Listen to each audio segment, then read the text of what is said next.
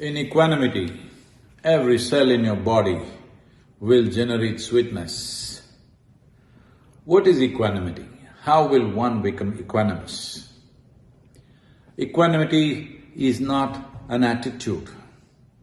Equanimous means the discriminatory, the discerning process of the intellect has been rested.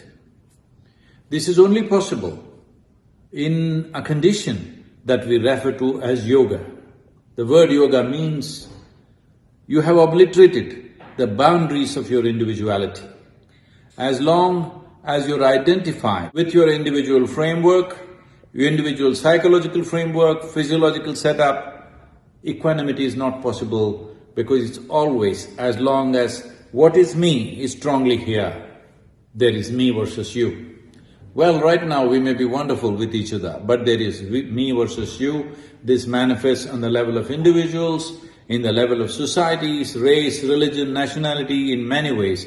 But fundamentally, it is because we have a boundary that there is bound to be a conflict. Whether the conflict finds expression as violence or as diplomacy or as social interaction, but there is a certain amount of friction because there is boundary. So an identification with limited boundary and equanimity cannot happen. Only when you manage to obliterate the boundaries of your individual nature, then there is equanimity.